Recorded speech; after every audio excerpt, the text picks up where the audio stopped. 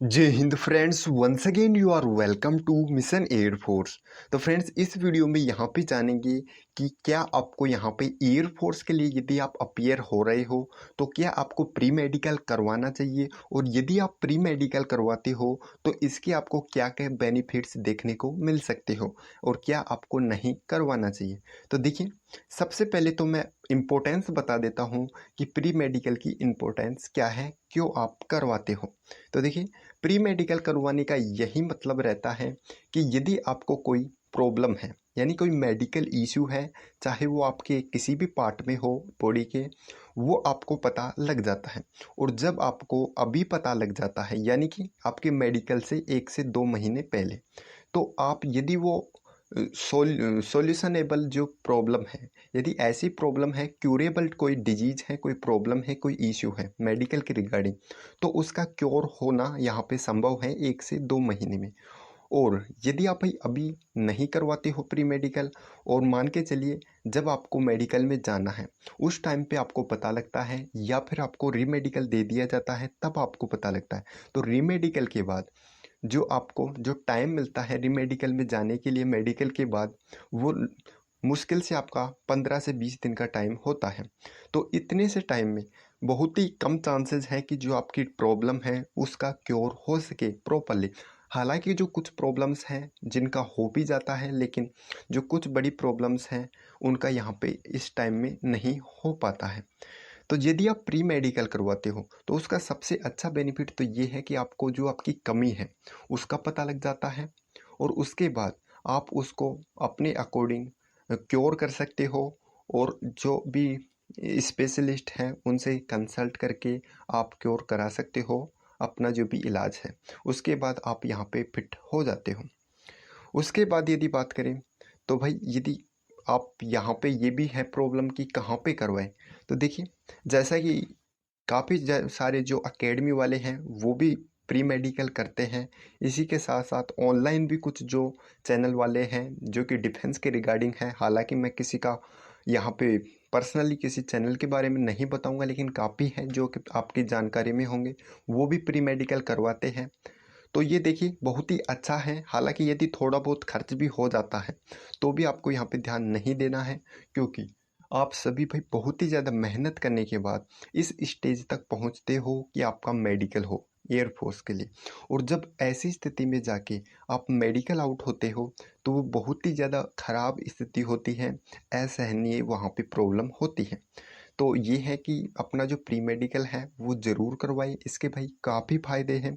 आपको पहले ही पता लग जाता है कि हाँ, ये प्रॉब्लम है और इसे मुझे सोल्व करना है।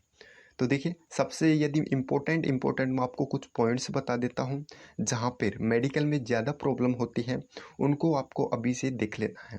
तो देखिए, सबसे पहले तो है आपकी आइज वाला जो सेक्शन है, यदि आपके 6/6 है या इससे कम भी है, वो अलग अलग कैटेगरी के लिए उसमें डिपेंड करता है। तो वो यदि आपकी आई साइट सही है तो फिर तो सही है, और यदि कुछ वीक है तो काफ़ी सारे जो क्योरेबल हैं, क्योर हैं, वो आप यूज़ कर सकते हो। जो मेजर्स हैं उनका यूज़ करके आप अपनी जो आई साइट है उनको इम्प्रूव कर सकते हो आपके मेडिकल तक। लेकिन जब आपको पता लगता है कि आपका मेडिकल के टाइम आपकी आई साइट कमज़ोर है, तो उस टाइम पे तो ये बहुत ही ज़्यादा मुश्किल हो जाता है कि आप वहाँ पे उस टाइम पे आइज़ को इम्प्रूव कर सको, क्योंकि वो टाइम ही ऐसा होता है, थोड़ा सा वहाँ पे आपको टाइम मिलता है और उसमें डिप्रेशन इतना रहता है कि आप यहाँ पे अपनी हेल्थ पे इतना ज़्यादा ध्यान नहीं दे पाते। उसके बाद सबसे ज़्यादा इम्पोर्टेंट डीएनएस का भी आपका पॉइंट है। जी हाँ दोस्तों, जैसा कि डीएनएस का पॉइंट काफ़ी कैंडिडेट्स के होता है। इसमें क्या है कि यदि आपका नॉर्मल है यानी माइल्ड है तो वो चल जाता है, यदि आपका सीवियर है तो फिर वो नहीं चलता है। तो सीवियर यदि आपको डीएनएस है तो आप पहले ही चेक करवा लें। और डीएनएस की एक यहाँ पे सिम्टम्स बता देता हूँ कि यदि आपको डीएनएस होगा तो आपको भाई, जैसे कि कुछ ठंडा खाने पे या कुछ पसीने में कुछ भी, थोड़ा भी यहाँ पे पानी वगैरह पीने से तुरंत छींके आना, जुकाम लगना और कफ यहाँ पे बनना, ये सभी इसके सिम्टम्स होते हैं। और एक एक जो नोज होता है आपका, जैसे राइट साइड से कभी आपको ब्रीथिंग नहीं होगी, कभी लेफ्ट से नहीं होगी, ये वाली समस्या भी इसमें देखी जाती है। तो ये जो प्रॉब्लम्स हैं ये डीएनएस की प्रॉब्लम्स हैं। तो यदि आपको ये है तो ये वैसे दवाइयों से भी ठीक हो सकती हैं, एलर्जी टाइप है तो। और यदि डीएनएस है यानी कि डिवोटेड नेजल सेप्टम है तो फिर उसका ऑपरेशन के द्वारा नेजल सर्जरी होती है, उसके द्वारा इसका क्योर होता है। उसके बाद बात करते हैं यहाँ पे आपका जो हियरिंग है यानी कि जो आपका ईयर है वो भी आपका यहाँ पे चेक होता है। तो यदि आपके ईयर की बात करें तो यदि आपके ईयर में कोई वैक्स वगैरह है, कुछ यहाँ पे और भी कुछ प्रॉब्लम्स हैं, तो उसका भी आप यदि अभी से पता लगता है तो ट्रीटमेंट करवा सकते हो। वैसे ईयर में यदि बात करूँ तो जो पॉइंट मिलता है मेनली वो ईयर का पॉइंट इसी चीज़ का मिलता है कि आपका जो पर्दा है वो जो कान का पर्दा होता है वो फटा हुआ तो नहीं है, या फिर वहाँ के पे कुछ वाइट स्पॉट वगैरह वहाँ पे बन जाते हैं, वो नहीं होने चाहिए। और जो पानी है कान से वो नहीं निकलना चाहिए। तो इसका भी सॉल्यूशन है, हर चीज़ का क्योर है। यदि आपको पहले से पता लगता है तो आप वो क्योर करवा सकते हो। तो इसके बाद यहाँ पे बात करते हैं कि आपके जो हैंड है उनका भाई यहाँ पे एंगल चेक किया जाता है कि कोहनी से कि आपका यहाँ पे ज़्यादा मुड़ा हुआ तो नहीं है।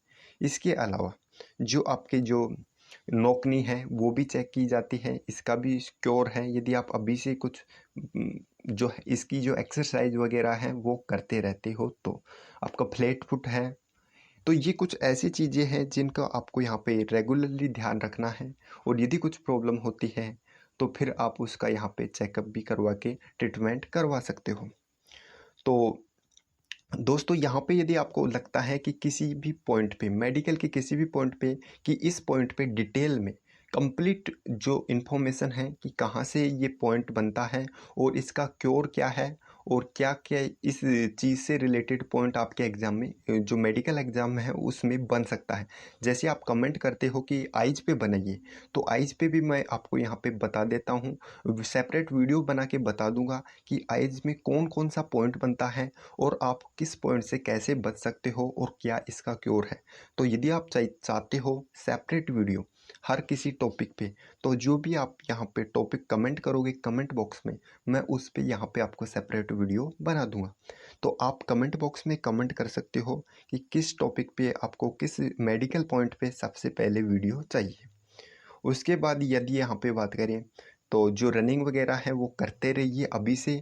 और जो जीडी वगैरह के लिए जो प्रैक्टिस है वो भी यहाँ पे चालू रखिए, क्योंकि एग्ज़ाम के रिजल्ट के बाद आपको इतना समय नहीं मिलेगा। और जो मेडिकल है उसका भाई स्पेशल ध्यान रखिए, क्योंकि ये आपका फाइनल स्टेज होता है और यहाँ से निकलना बहुत ही ज़्यादा दुख देता है।